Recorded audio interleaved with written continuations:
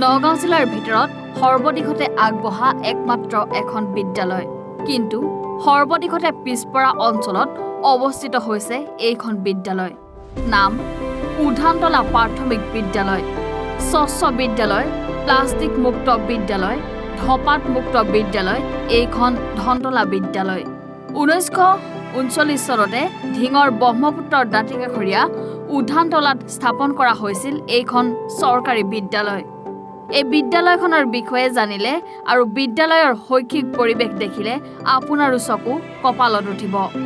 সৰ্বদিশতে পিছপৰা অঞ্চলৰ এইখন বিদ্যালয় এতিয়া নগাঁও জিলাৰ ভিতৰত সৰ্বদিশতে আগবঢ়া একমাত্ৰ বিদ্যালয়। শিক্ষা, সংস্কৃতি, শৈক্ষিক পৰিৱেশ, প্ৰাকৃতিক পৰিৱেশ আদি সকলো দিশতে আনতকৈ এখোজ আগবঢ়া আৰু ব্যতিক্ৰম। বিদ্যালয়খনৰ শ্ৰেণীকোঠাসমূহ ইমানেই ধুনীয়া যে দেখিলে আপুনিও আৱেগিক হৈ পৰিব। হয়, এইখন বিদ্যালয়ত আজি অনুষ্ঠিত হৈছে প্ৰথম পৰ্যায়ৰ গুণোৎসৱ। এই গুণোৎসৱক লৈ এতিয়া উখল মাখল পৰিৱেশ ধনতলা প্ৰাথমিক বিদ্যালয়ত। জুৰীয়া প্ৰাথমিক শিক্ষা খণ্ডৰ অন্তৰ্গত এইখন উধানতলা প্ৰাথমিক বিদ্যালয়ত আজি পুৱাৰে পৰাই সকলো ৰাইজ আৰু অভিভাৱকৰ উপস্থিতিত ছাত্ৰ ছাত্ৰীসকলৰ দ্বাৰা এক ব্যতিক্ৰমী ৰূপত অনুষ্ঠিত কৰা হৈছে গুণোৎসৱ। কিন্তু পৰিতাপৰ কথা যে প্ৰায় ৩০০ শতাধিক ছাত্ৰ ছাত্ৰী থকা এইখন বিদ্যালয়ত শিক্ষকৰ সংখ্যা মাত্ৰ ৪ গৰাকী। বিদ্যালয়লৈ ছাত্ৰ ছাত্ৰীয়ে অহা যোৱা কৰা পথৰ অৱস্থাও অতি শোচনীয়। এই ক্ষেত্ৰত চৰকাৰে যাতে ব্যৱস্থা গ্ৰহণ কৰে তাৰ বাবে আহ্বান জনাইছে বিদ্যালয়খনৰ প্ৰধান শিক্ষকে। মই আজি 8/1/2025 তাৰিখে এইটো উদানতলা মুক্তাব স্কুলত এক্সটাৰ্নেল ইভালুৱেটৰ হিচাপে আহিছোঁ আৰু আহি পেলাই মই দেখিলোঁ ইয়াৰ যিটো যদিও শুনিছোঁ গাঁওখন পিছপৰা, কিন্তু স্কুলৰ যিটো পৰিৱেশ, এই পৰিৱেশে কিন্তু সঁচাকৈয়ে আমাক আনন্দিত কৰিছে।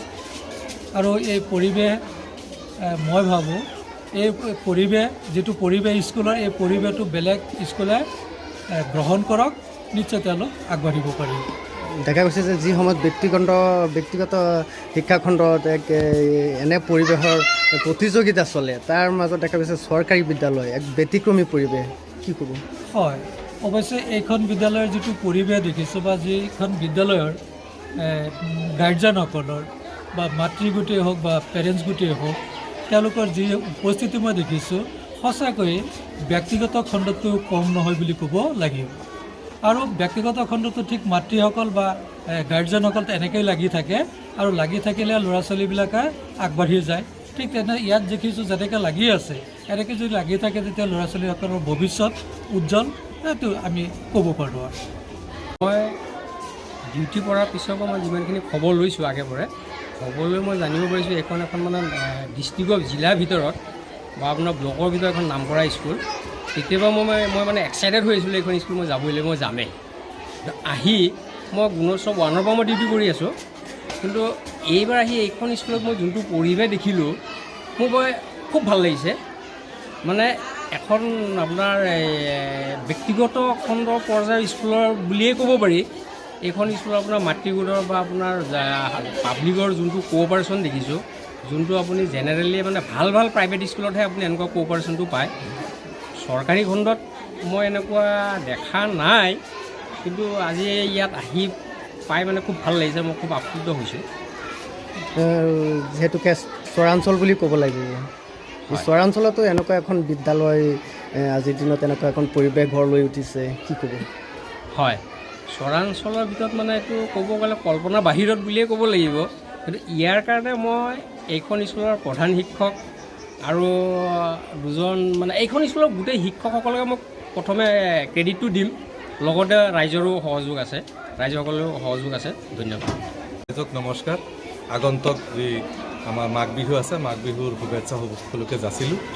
আমাৰ এইখন একেবাৰে ভিতৰুৱা অঞ্চল হয়, আপোনালোকে জানেই, যিটো চৰাঞ্চল হয়। তথাপিও এই চৰাঞ্চলৰ পিছপৰা মানুহসকলক আগুৱাই নিয়াৰ কাৰণে যিমানখিনি প্ৰয়াস আমি শিক্ষকদ্বয়ে কৰিব লাগে সেইখিনি আমি কৰিছোঁ।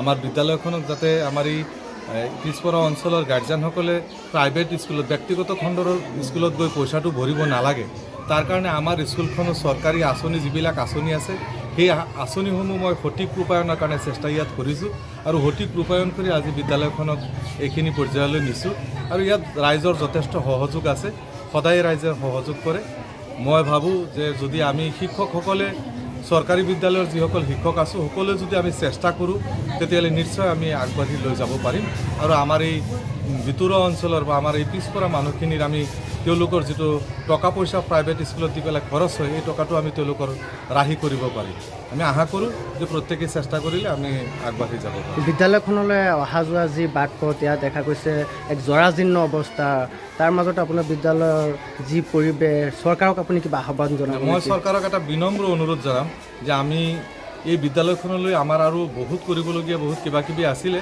কিন্তু মাথাউৰিৰ পৰা আপোনালোকে মাথাউৰিটো বনাইছে চৰকাৰে বনাই বহুত ভাল কাম কৰিলে তাৰ পৰা প্ৰায় 1 কিলোমিটাৰমান জেগা এইখিনি জেগা আমাৰ স্কুলত আহোঁতে বহুত কষ্ট হয় ছাত্ৰ ছাত্ৰীসকলৰো যোগাযোগৰ কাৰণে ৰাস্তাটোৰ কাৰণে খুব অসুবিধা হয় আমাৰ শিক্ষকসকলো বহুত দূৰৰ পৰা আহে আমাৰ তেজপুৰৰ পৰা এজন শিক্ষক আহে কলিয়াবৰৰ পৰা এজন শিক্ষক আহে তেনেকৈ আমাৰ শিক্ষকসকল দূৰ দূৰণিৰ পৰা আহে গতিকে আমাৰ এই শিক্ষকসকল অহা যোৱা কৰাত যথেষ্ট অসুবিধা হয় মই চৰকাৰক এটা বিনম্ৰ অনুৰোধ জনাম যে আমাৰ এই জাৰামাৰী লাঙিয়া গাঁও পঞ্চায়তৰ উদানতলাৰ যিখন ৰাস্তা এই ৰাস্তাটো অন্ততঃ চৰকাৰে বনাই দিলে আমি খুব সুখী হ'ম লগতে আমাৰ এই বিদ্যালয়ত শিক্ষকৰ সংখ্যা বহুত কম যোৱা কেইদিনমান আগতে আমাৰ 1 বছৰমান আগতে এইখন বিদ্যালয়ৰ পৰা একক বদলীকৰণত 4জন শিক্ষক শিৱসাগৰৰ একেদিনাই গুচি গ'ল গতিকে বৰ্তমান এই বিদ্যালয়খনত শিক্ষকৰ সংখ্যা একেবাৰে কম আমি মাত্ৰ 5জন শিক্ষক এতিয়া আছোঁ তাতো এজন এটাচমেণ্টত আছে গতিকে মই চৰকাৰক বিনম্ৰ অনুৰোধ জনাম যে আমাৰ 298 এনৰোলমেণ্ট আছে সেই এনৰোলমেণ্ট মতে আমি আৰু কমেও 4জন শিক্ষক আমাৰ পাব লাগে গতিকে যদি চৰকাৰে শিক্ষকৰ ব্যৱস্থা আমাৰ এইখন চৰকাৰী বিদ্যালয়ত কৰি দিয়ে তেতিয়াহ'লে আমি চেলেঞ্জ কৰিম প্ৰাইভেট স্কুলত আমি প্ৰাইভেট স্কুলত ফেৰ পেলাই আমি আগবাঢ়ি যাম ধিঙৰ পৰা ছাইদুল ইছলামৰ ৰিপৰ্ট এনি ভাৰত 24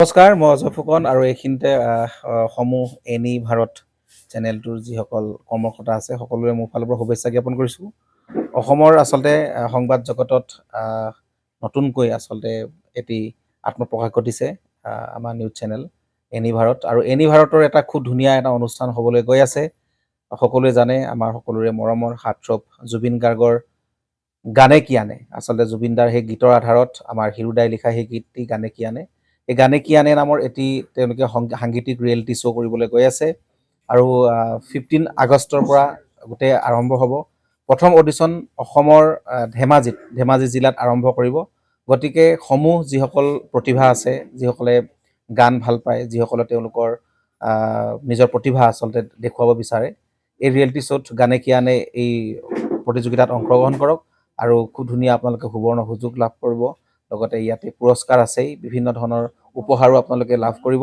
আৰু লগতে এগৰাকী প্ৰতিষ্ঠিত আচলতে এগৰাকী শিল্পী হিচাপে অসমৰ সাংস্কৃতিক জগতত আপোনালোক প্ৰতিষ্ঠা লাভ কৰিব গতিকে গোটেই অনুষ্ঠানটোলৈ মোৰ ফালৰ পৰা শুভকামনা থাকিল আৰু লগতে এই অনুষ্ঠানটোত আপোনালোকে অংশগ্ৰহণ কৰিব আমিও আছোঁ আৰু সকলোকে আমি লগ পাম ধন্যবাদ